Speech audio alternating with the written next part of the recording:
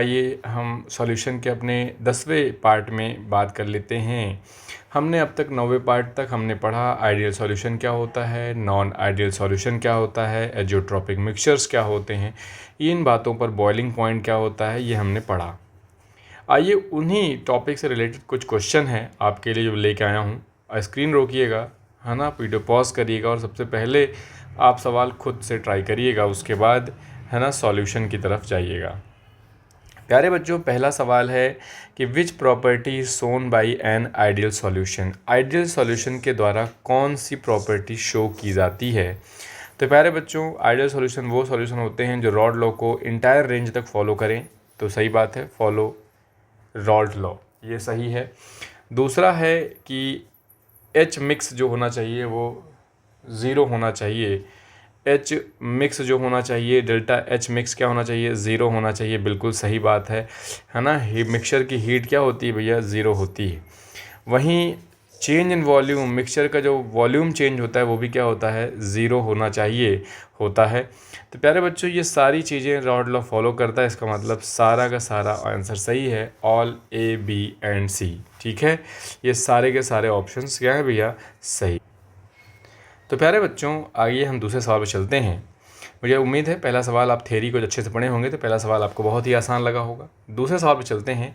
Which of the following liquid pair show positive deviation. सवाल सुनिए, देखा, पॉजिटिव डेविएशन कौन शो करेगा। पॉजिटिव डेविएशन वो शो करेंगे जहाँ पर है ना इंटरमोलिकुलर जो फोर्स ऑफ अट्रैक्शन है वो कमज़ोर हो, वीक हो, है ना बेटा। वहीं पर इंटरमोलिकुलर फोर्स ऑफ अट्रैक्शन जहाँ कमज़ोर होता है वहीं पर पॉजिटिव डेविएशन शो करते हैं। मतलब मान लीजिए, मैंने पहले बताया कि मान लीजिए दो लोग हैं, ए और बी। पहले ए और ए के बीच जो पार्टिकल के बीच जो फोर्स था वो कुछ था, बी के बीच फोर्स कुछ था, लेकिन जो फोर्स ऑफ अट्रैक्शन ए और बी के बीच में था, जब इनको मिलाया और ए और बी के बीच में जो बटा फोर्स आया वो फोर्स कमज़ोर था। और फोर्स कमज़ोर होगा तो पार्टिकल दूर दूर होंगे तो है ना ये ज़्यादा वॉल्यूम शो करेंगे, है ना, ज़्यादा बेटा है ना हीट, है ना, वहाँ पर ज़्यादा बेटा वॉल्यूम बनेगा। ठीक है, तो कहीं ना कहीं इसको क्या बोलेंगे हम लोग, क्या बोलते हैं, पॉजिटिव डेविएशन बोलते हैं। तो ये इस तरह के बहुत सारे एग्जाम्पल आपको लिखवाए थे मैंने। तो पॉजिटिव डेविएशन भैया कहाँ होता है, अगर एसिड और वाटर मिलें तो नेगेटिव डेविएशन होता है। ये देखो HCl है, मतलब hydrochloric acid water, nitric acid और वाटर। यहाँ देखो एसीटोन और क्लोरोफॉर्म, यही बेटा आपको देखेगा, है ना, आपको लिखवाया गया है। ये भी क्या होते हैं, नेगेटिव डेविएशन शो करते हैं। लेकिन अगर बेंजीन और इथेनॉल को मिलाएंगे तो ये पॉजिटिव डेविएशन शो करेंगे, ध्यान रखना आप। ठीक है, रिवाइज करिएगा थ्योरी को, वहाँ पर आपको ये बताया गया है। अगला सवाल है कि 10 ml एसीटोन को मिक्स किया 5 ml क्लोरोफॉर्म के साथ। CHCl3 को क्लोरोफॉर्म कहते हैं। क्लोरोफॉर्म के साथ मिक्स किया तो कह रहे हैं जो टोटल वॉल्यूम होगा सॉल्यूशन का वो क्या होगा। प्यारे बच्चों, अगर ये आइडियल सॉल्यूशन होता, अगर आइडियल होता तो ये कितना होना चाहिए था, 10 और 50 60 ml होना चाहिए था। लेकिन यदि अगर ये पॉजिटिव डेविएशन शो किया तो 60 से ज़्यादा आएगा और नेगेटिव शो किया तो 60 से कम आएगा। अब आपको ये जानना है कि इन दोनों के मिक्सचर से बनता कौन सा सॉल्यूशन है ना, पॉजिटिव वाला कि नेगेटिव वाला, ये ध्यान रखना है कि आइडियल वाला। तो प्यारे बच्चों, अगर आपको याद हो, है ना, अगर थ्योरी आपने याद पढ़ी हो ठीक से, तो आपको ये पता होना चाहिए कि ये नेगेटिव डेविएशन शो करते हैं। कारण ये है कि जो एसीटोन है, एसीटोन की अगर मैं बात करूं,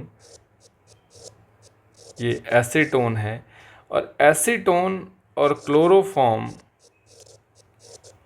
जब दोनों मिलाए जाते हैं तो ऑक्सीजन और हाइड्रोजन के बीच में ये एक मोर इलेक्ट्रोनेगेटिव एटम के संपर्क में ऊपर से ये कार्बन तीन है ना नेगेटिव इलेक्ट्रोनेगेटिव एटम जुड़े होने की वजह से ये बहुत ज़्यादा नेगेटिव इलेक्ट्रॉन डिफिशिएंट है। इस तरह से हाइड्रोजन जो है 2 इलेक्ट्रोनेगेटिव एटम के बीच फंस गया है और ऐसे जगह पर बनता है, एक बॉन्ड बनता है जिसको हम लोग हाइड्रोजन बॉन्ड कहते हैं। तो हाइड्रोजन बॉन्ड बन जाने की वजह से यहाँ पर एक मजबूत बॉन्ड बना, जिसकी वजह से वॉल्यूम क्या हो जाएगा, घट जाएगा। तो प्यारे बच्चों, फोर्स ऑफ अट्रैक्शन बढ़ गया है तो वॉल्यूम घट जाएगा, तो आंसर क्या आएगा, लेस देन 60 ml। ठीक है, ये ध्यान रखना है। फोर्थ क्वेश्चन की अगर मैं बात करूं तो benzene and toluene are mixed form mixture या सॉल्यूशन बनता है। क्या ढूंढा गया, डाला गया बेटा, बेंजीन और टॉलिन को मिक्स किया गया, एक सॉल्यूशन बनाया गया। तो कह रहे हैं करेक्ट ग्राफ क्या होगा, अब सॉल्यूशन के लिए करेक्ट ग्राफ कौन सा होगा। अब आपको देखना है, ये देखो ये आइडल का ग्राफ है, ये पॉजिटिव वाला ग्राफ है, ये पता नहीं कौन सा बकवास सा है, कोई स्ट्रेट लाइन और ये उठता हुआ, ये निगेटिव वाला दिखाया गया है। ठीक, तो हमें पता है इन तीन में से ही कोई होना चाहिए। अब आपको पता होना चाहिए कि बेंजीन और टॉलिन एक जैसे लोग हैं, और एक जैसे लोग अगर होते हैं तो बेंजीन और टॉलिन अगर एक जैसे हैं तो इनमें कोई ना पॉजिटिव डेविएशन आएगा ना ही नेगेटिव डेविएशन आएगा। तो कैसा आएगा, आइडियल सॉल्यूशन की कैटेगरी में आते हैं, है ना, समान चीज़ें आइडियल। तो बेटा ये कौन सा ग्राफ बनेगा, आइडियल ग्राफ बनेगा। ठीक है, देखो इस तरह के सवाल की अप्रोच होनी चाहिए। इस तरह के सवाल एग्ज़ाम में पूछे जाते हैं। जितने भी सवाल मैंने बताए हैं इसमें से 2 सवाल ऑलरेडी बोर्ड एग्ज़ाम में पिछले 2 सालों में आ चुका है। ठीक है, तो ध्यान रखना है, इस तरह के सवाल पूछे जा सकते हैं यहाँ से। तो कोई भी टॉपिक को हल्के में ना लें, हर टॉपिक इम्पॉर्टेंट है बच्चों। ठीक है, आइए हम लोग आगे बढ़ते हैं और अगले वीडियो में हम बात करेंगे एकदम फ्रेश नए टॉपिक से, जिसका नाम है कॉलिगेटिव प्रॉपर्टी। यहीं से बेटा चैप्टर के आखिरी पड़ाव में हम जाने वाले हैं, जिसको हम कॉलिगेटिव प्रॉपर्टी कहते हैं। और कॉलिगेटिव प्रॉपर्टी पर आपको बहुत मेहनत करनी है, बहुत सारे सवाल लगा के जाने हैं, कारण आपके बोर्ड एग्ज़ाम में 101% सवाल, एक सवाल कंफर्म है, 2 सवाल भी आ सकते हैं कॉलिगेटिव प्रॉपर्टी पर।